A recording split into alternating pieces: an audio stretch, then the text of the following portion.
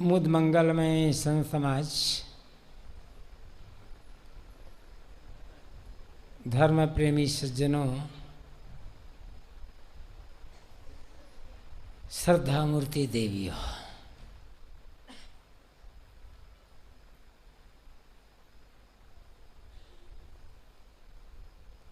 सदगुरु कबीर ने बीजक में विजय कहा है, बढ़वत बढ़ी घटावत छोटी, परखत खरी परखावत खोटी।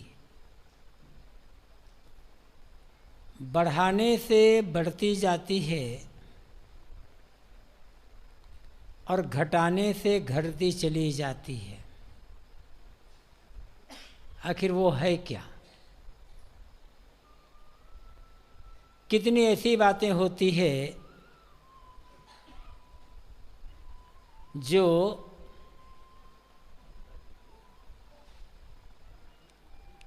अपने परखने में सही जान पड़ती है, किंतु जब विवेकियों से समझदारों से परखाते हैं तब बात गलत ठहरती है। साहब कहते हैं इसलिए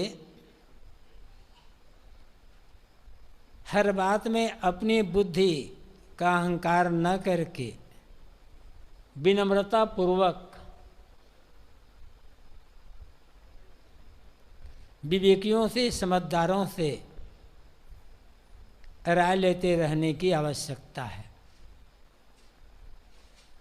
पहली बात है, बढ़ाने से बढ़ती है, बढ़वत बढ़ी घटावत छोटी। वह इच्छाएं, लोभ, तृष्णा,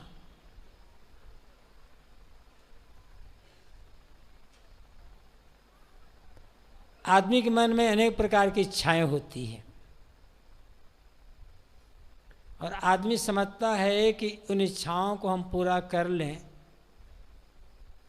तो हमारा मन तृप्त हो जाएगा। लेकिन जितने इच्छाओं को पूरा करने में आदमी लगता जाता है, धीरे धीरे इच्छाएं और बढ़ती चली जाती है, फिर आसक्ति बन जाती है, आदत बन जाती है, फिर उसके बिना रहना मुश्किल हो जाता है। जीवन निर्वाह लेना तो हर आदमी की मजबूरी है, उसे तो रोका नहीं जा सकता, उसके बिना हम जीवन जी नहीं सकते। किंतु जीवन निर्वाह के अतिरिक्त जो चीज़ें होती है, इच्छाएं उनकी ही होती है। आदमी को खाने को नहीं मिल रहा है इसलिए आदमी दुखी है, ऐसा नहीं है। खाने को तो सबको मिल रहा है बराबर।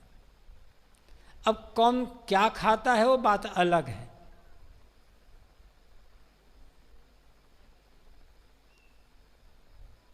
कौन सूखी रोटी या सूखा भात खाता है नमक के साथ, और कौन अनेक प्रकार की सब्जियों, अनेक प्रकार की चटनियों के साथ मेवा मिष्ठान और उत्तम भोजन करता है। इसके हिसाब से आदमी को छोटा बड़ा मानना भयंकर भूल होगी। प्राय मान लिया जाता है जो सूखी रोटी सूखा भात खा लेता है या थोड़ी बहुत सब्जी का प्रयोग कर लेता है, वो छोटा आदमी होता है। और भोजन के समय जिनके पास थाली में अनेक प्रकार की चटनियाँ, अनेक प्रकार की सब्जियाँ, अनेक प्रकार के और व्यंजन आ जाते, वो बड़ा आदमी है। ये बाहर की बात है। मूल बात यह है कि किसका मन कितना प्रसन्न है और किसका मन कितना दुखी है, अप्रसन्न है। सूखी रोटी आदमी खा रहा है,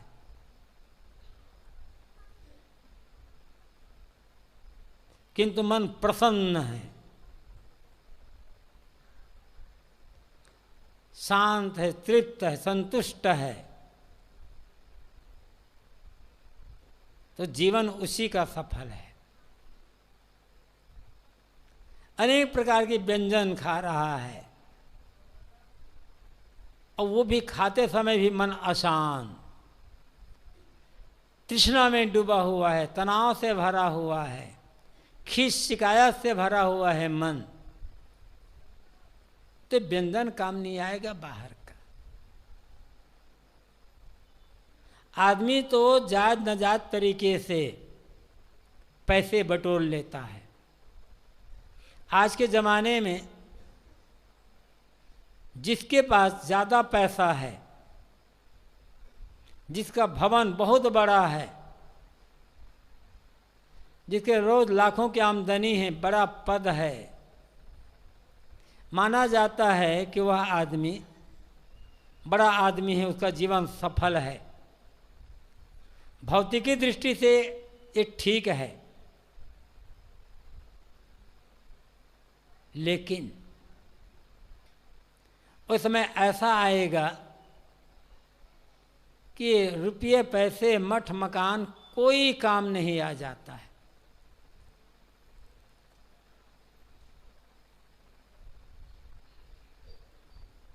कौन साइकिल की सवारी करता है, कौन बाइक से चलता है, कौन कार से चलता है, कौन हवाई जहाज से चलता है, ये बिल्कुल ऊपर ऊपर की बात है। कोई आदमी रोज हवाई जहाज से यात्रा करता है, उसका काम ऐसा है कि रोज हवाई जहाज से यात्रा करता है, लेकिन अंतिम यात्रा बांस की टिकठी से निकलेगी उसकी। अंतिम यात्रा हवाई जहाज से नहीं होगी। अंतिम यात्रा तो वही एक अर्थी बनेगी बांस की, और चार के कंधे में उठ करके जाएगा। अंतिम में तो सबको एक दशा, सबकी दशा एक जैसी ही होगी ना। उसको आदमी भूल जाता है, जो मिला रहता है उसके अहंकार में निकल जाता है। ये समझ लो, आज के ज़माने में ये सोशल मीडिया का ज़माना है, और कहा जाता है कि सोशल मीडिया पर अमुक के इतने फॉलोवर्स हैं, अमुक के इतने फॉलोवर्स, अमुक के इतने फॉलोवर्स हैं। हो सकता है सोशल मीडिया पर आपके 4 करोड़ फॉलोवर्स हो जाए, लेकिन अंतिम में 4 लोग ही आपके कंधे उठाएंगे, वो 4 करोड़ लोग नहीं आएंगे उठाने के लिए। केवल 4 लोग ही साथ जाएंगे आपके। ये बाहर की वाहवाही काम नहीं आएगी। हम बाहर की वाहवाही में भूल जाते हैं। रात दिन जोड़ घटाना, जोड़ घटाना, जोड़ घटाना, जोड़ घटाना, जीवन को जोड़ घटाना भूल गया। पैसे जोड़ घटाना करते करते मन का जोड़ घटाना भूल गया, जीवन का जोड़ घटाना भूल गया। और जिस आदमी को जीवन का जोड़ घटाना ही नहीं आ रहा है कि उम्र बढ़ने के साथ साथ तृष्णा बढ़ रही है या संतुष्टि बढ़ रही है, ये समझ नहीं पा रहा है आदमी। लोग कहते हैं महाराज क्या करें, मन बड़ा अशांत है। अशांत क्यों है? तृष्णा में पड़े हुए हो, इसलिए।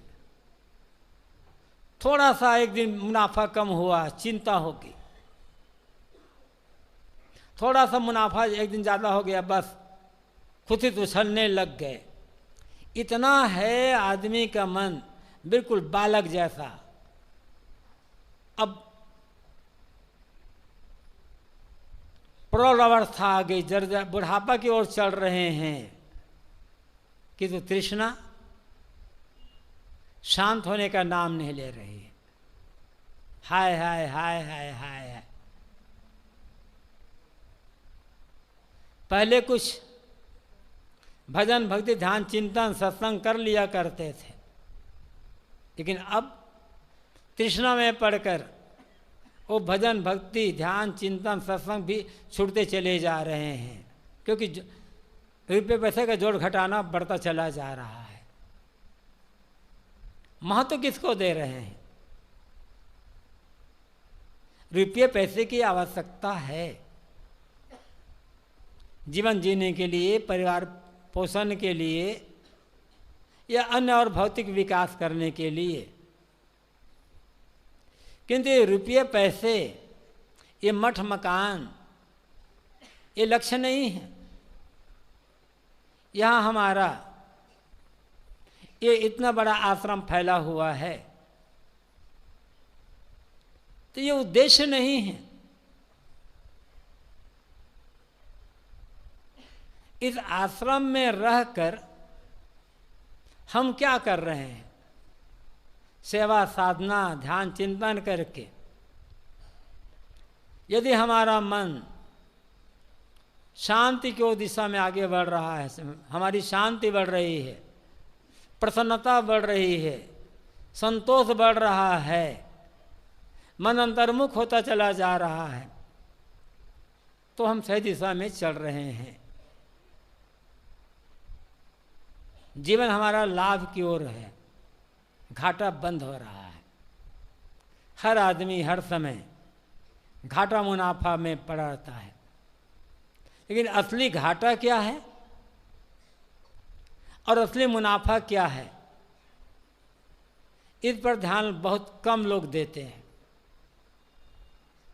श्री विशाल साहब ने कहा है, हानि लाभ निज जीव की, बंधन छूटन केर, या ही छोड़ के छुहानि नहीं, लाभ न कतहूँ हेर। जीव की हानि क्या है? बंधनों में पड़े रहना, मतलब हर समय दुख दुख दुख का अनुभव करते रहना, पीड़ा का, अशांति का, तनाव का अनुभव करते रहना। कहीं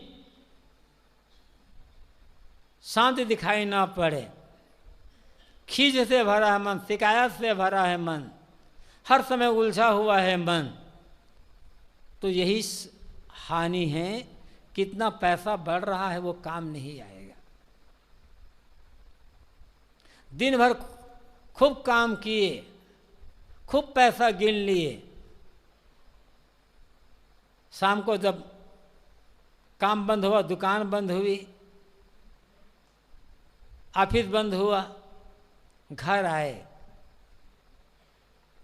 कितना पैसा हुआ आज, पैसा गिन लिए, नोट के बंडल रख दिए तिजोरी में, रात में सोए, बदल रहे हैं करवट, नींद नहीं आ रही है, तो कौन सा लाभ हुआ भाई आपका? क्या वो नोटों का बंडल आपको नींद दे देगा, आपके मन के तनाव को दूर कर देगा? मैं धन की आलोचना नहीं कर रहा हूँ, पहले कर दिया हूँ, धन की आवश्यकता है, किंतु वो उद्देश्य नहीं है। उद्देश्य दूसरा है। 3 चीजें हर आदमी के पास होनी चाहिए।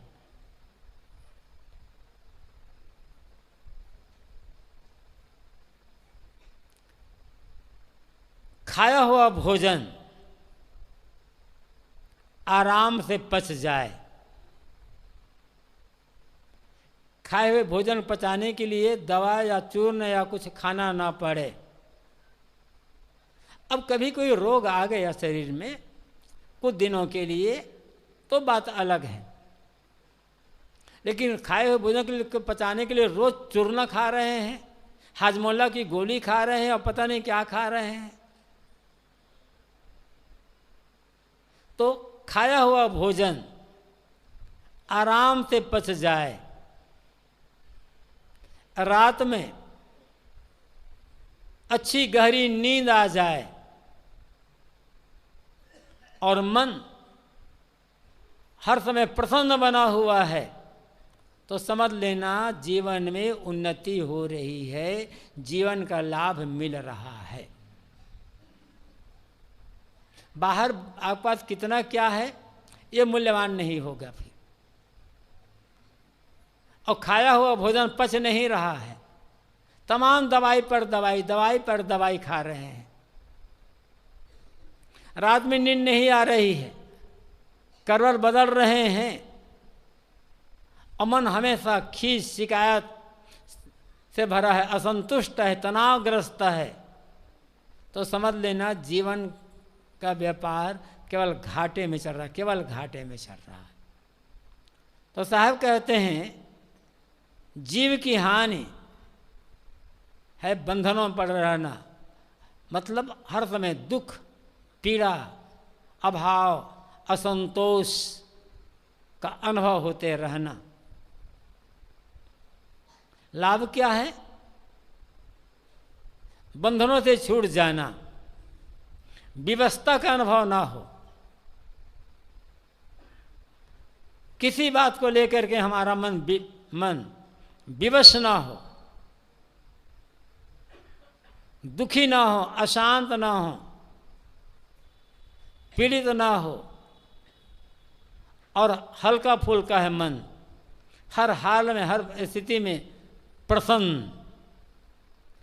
तो समझना होगा जीवन का सच्चा लाभ मिल रहा है। और इधर ध्यान ही नहीं है आदमी का, इस बात को समझने वाले भी कम हैं। इन्हीं बातों को समझने के लिए सत्संग की आवश्यकता होती है। सत्संग में केवल आत्मा, परमात्मा, स्वर्ग, नरक और मुक्ति गति की बात नहीं बताई जाती है। सत्संग में जीवन निर्माण की बात बताई जाती है, जीवन जीने की सीख दी जाती है, जीवन जीने की कला दी जाती है। इसी संसार में सब कुछ काम करते हुए कैसे प्रसन्नता से हम जी सकते हैं, लोगों के साथ कैसे सुंदर व्यवहार करके, आपस में प्रेम समता बना करके व्यवहारिक और आध्यात्मिक उन्नति कर सकते, इनकी भी सीख दी जाती है। लेकिन लोग सत्संग का महत्व समझ नहीं पाते, सत्संग से दूर होते चले जाते हैं। जो आदमी सत्संग से जितना दूर होगा उतना वो उलझा रहेगा, क्योंकि बाहर से तो केवल गलत सीख मिलेगी, तृष्णा को बढ़ाने वाली, लोभ को बढ़ाने वाली सीख मिलेगी, और की सीख मिलेगी। बाहर कहीं जाओ, सगे संबंधियों में जाओ, मित्रों में जाओ, जो रिश्तेदार हैं उनके पास जाओ, लोग यही पूछेंगे घर द्वार का क्या हाल है, खेती किसानी का क्या हाल है, व्यापार बट्टे का क्या हाल है, बेटे की शादी हुई है कि नहीं हुई है, बस इसकी ही चर्चा करेंगे लोग। और यदि खेती, आपने बताया कि खेती किसानी बहुत बढ़िया है, व्यापार में खूब मुनाफा हुआ, एक नई दुकान और खोल लिए, एक बड़ा सा और नया मकान बना लिए, बड़ा प्लाट खरीद लिए, लड़के लड़के का अच्छे ढंग से शादी हो गई है, लोग कहेंगे वाह बहुत आपका जीवन धन्य है। कोई नहीं पूछेगा आपके रिश्तेदारों में, सगे संबंधियों में कि आपका मन प्रसन्न रहता है या नहीं रहता, मन कैसा है, आपको कोई पूछने वाला नहीं है।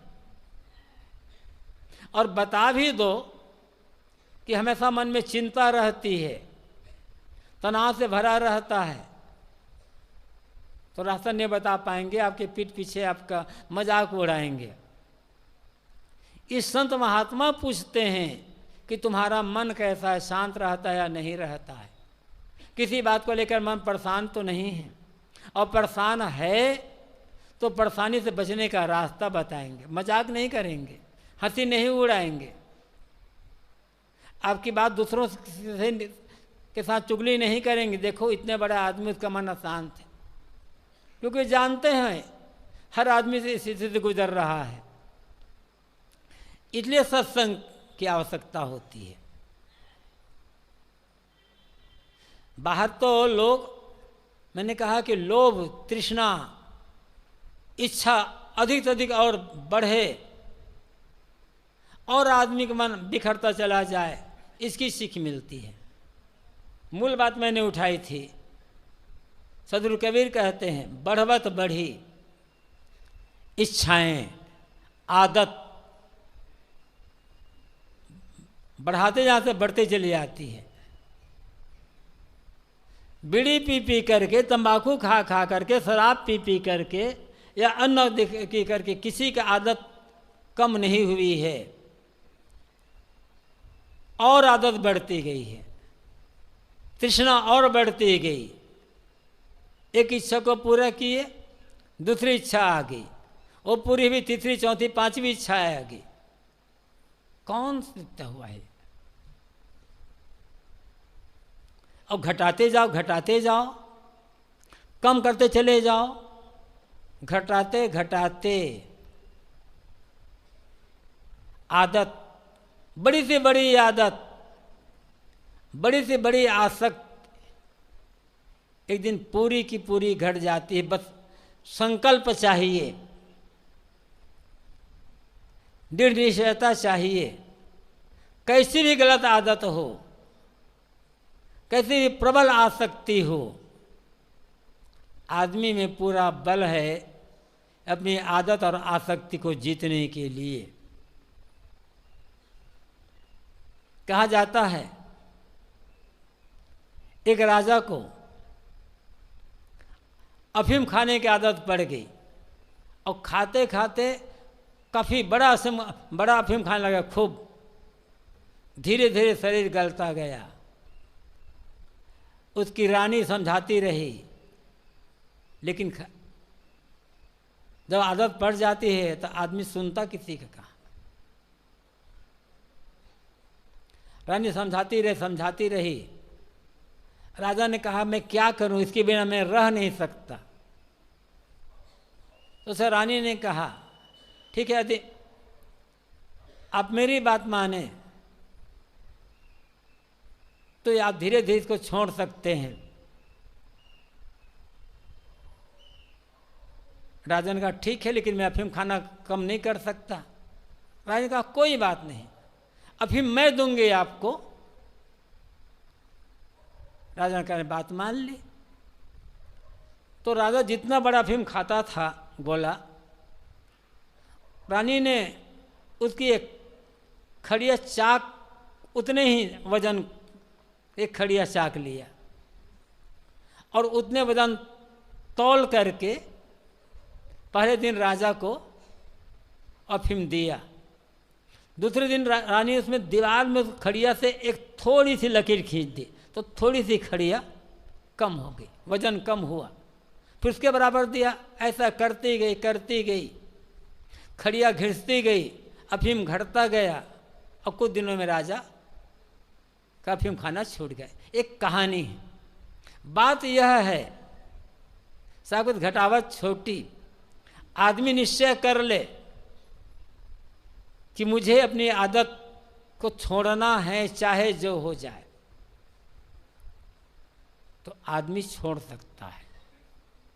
प्रबल शक्ति है आदमी में, जो चाहे वो कर ले।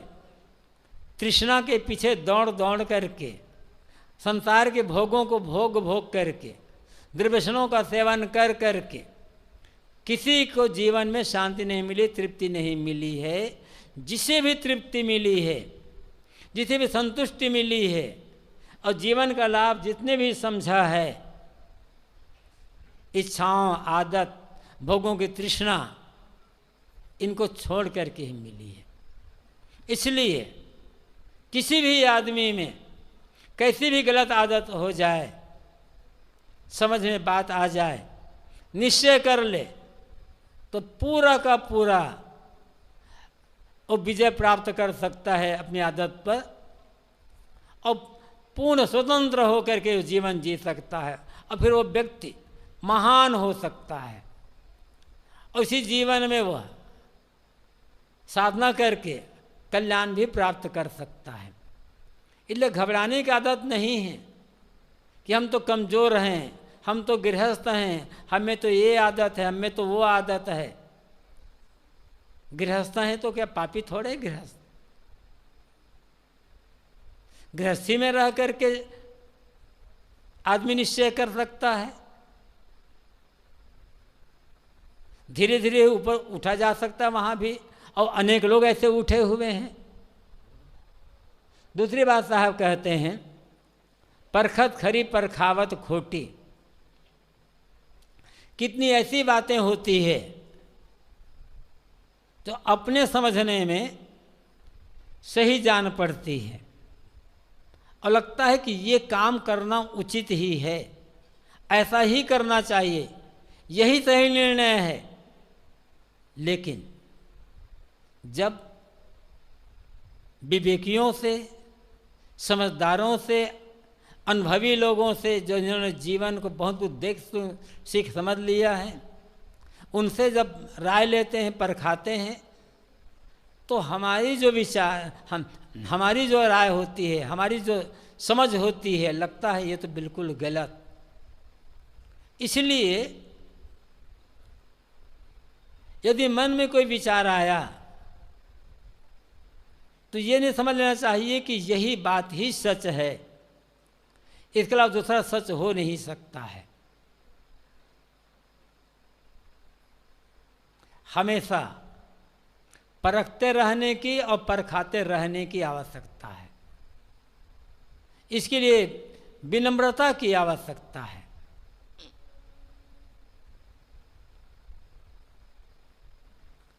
राय लेते रहने की आवश्यकता है, पूछने की आवश्यकता है। हम इतने विद्वान हैं, हम इतने बड़े ज्ञानी हैं, हम इतने बड़े समझदार हैं, हमसे गलती कैसे हो सकती है? ये अहंकार आदमी को न झुकने देता है, न समझने देता है, और इसीलिए आदमी धोखा खा जाता है। लेकिन यदि दूसरों से राय ले ले, उस रास्ते से जो गुजर चुका है, अनुभव कर चुका है, उनसे राय ले लें, तब भूलने का चांस कम हो जाएगा। तमाम बातें हैं, कोई व्यक्ति दावा नहीं कर सकता है कि मुझे सारी बातों को मैं समझता हूँ। अनेक व्यवहार में भी और परमार्थ में भी सारी बातों को कोई समझ नहीं सकता है।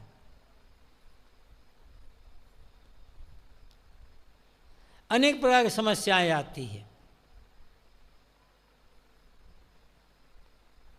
इसलिए बराबर जो राय लेता रहता है, उसे भूलने भटकने का चांस बहुत कम होता है।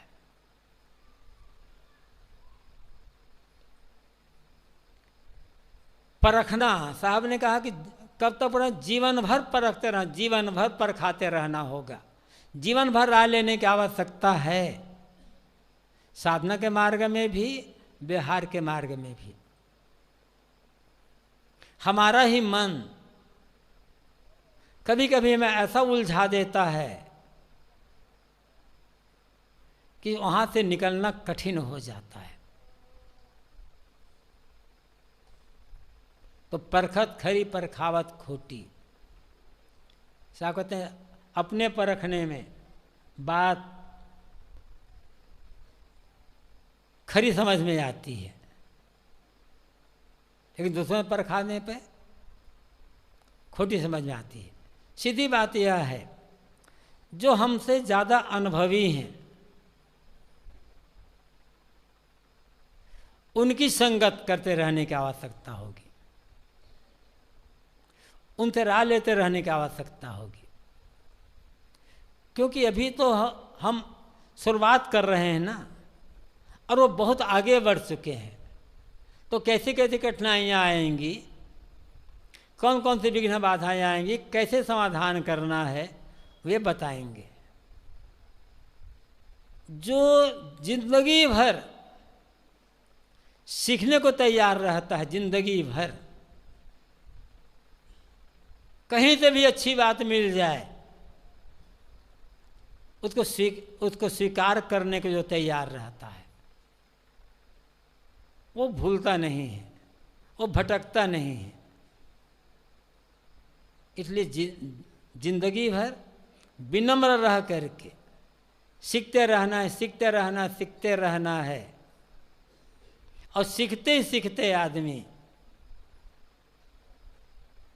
मंजिल तक पहुंच जाता है, धीरे धीरे करते करते। इसमें साहब ये बताते हैं, भोगों के पीछे दौड़ोगे, संसार के पीछे दौड़ोगे तो कभी तृष्णा का अंत नहीं होगा, उसमें तो उलझ उलझ करके मर जाओगे। इसलिए दौड़ो मत, इच्छाओं के पीछे पागल मत बनो, बाहरी क्षेत्र में मेहनत करो, जो मिले उसमें संतोष रखो। हाँ, यदि बढ़ाना ही चाहते हैं, लोभ आपके मन में है, लोभी स्वभाव है, दूसरों से तुलना करना चाहते हैं, लोग कहते हैं ना, देखो उसका इतना बड़ा मकान हो गया, ऐसे मेरा भी मकान हो जाता, उसका इतना बड़ा व्यापार हो गया, ऐसा मेरा भी व्यापार हो जाता। लोभ होता है। तो यदि आप लोभी बनना चाहते हैं तो जहाँ रहते हैं वहाँ देखें, देखो अमुक आदमी कितना सज्जन है, मुझे उससे भी बड़ा सज्जन बनना है। अमुक आदमी कितना दानी है, परोपकारी है, मुझे उससे भी बड़ा दानी और परोपकारी बनना है। अमुक आदमी बड़ा सत्संगी है, मुझे उससे बड़ा सत्संगी बनना। अमुक आदमी बहुत सहनशील है, मुझे उससे बड़ा सहनशील बनना है। अमुक आदमी 1 घंटा ध्यान करता है तो मुझे 2 घंटा रोज ध्यान करना है। ऐसा लोभ करो। फिर यदि ये लोभ मन में आ जाए ना, ऐसी तुलना करने लग जाए तो जीवन का बेड़ा पार हो जाएगा। लेकिन नहीं, ऐसा नहीं होगा। अरे ये सब ऐसा थोड़े है कि इतने हम कमाते हैं लोगों को लुटा देंगे। लोग समझते हैं वो तो अनाड़ी आदमी है, मूर्ख आदमी है, कमा करके दूसरों को खिला रहा है। दिशा ही गलत है, समझ ही गलत है आदमी की। इसीलिए तो दुख है, इसीलिए तो पीड़ा है। लोभ करना है, बराबरी करना है तो सद्गुण, सदाचार, त्याग, दान, सेवा, परोपकार, क्षमा, धैर्य, विवेक, विचार, सहनशीलता, इसमें बराबरी करो। और अपने को बड़ा बुद्धिमान और बहुत ज्ञानी मत मान लो कि हमसे बड़ा ज्ञानी, हमसे बड़ा बुद्धिमान दूसरा कोई है ही नहीं। जिंदगी भर विनम्र रह करके जिज्ञासु बने रहने की आवश्यकता है। जहाँ से अच्छी सीख मिले उस अच्छी सीख को ग्रहण करते रहना होगा। फिर धीरे धीरे करते करते सारी भूल मिट जाएगी और फिर ज्ञान का भंडार बन जाएगा। फिर तो भटकने का चांस खत्म हो जाएगा। यही रास्ता है कल्याण का। तो बाहर के लिए संतोष और सीखने समझने के लिए विनम्र जिज्ञास। जो आदमी भौतिक पदार्थों के लिए संतोष रखता है और जीवन भर प्रशिक्षु बनकर सीखता रहता है, उसी का जीवन सफल होता है। उसी वही जीवन में शांति सुख का प्रसन्नता का अनुभव करता है, व्यवहारिक उन्नति भी कर लेता है, आध्यात्मिक उन्नति भी कर लेता है। और यही रास्ता हम लोगों के लिए भी है। इसी रास्ते में चलकर हमें अपना कल्याण का काम करना है। आप सबको बहुत बहुत धन्यवाद। इस समय अपनी वाणी को यहीं पर विराम।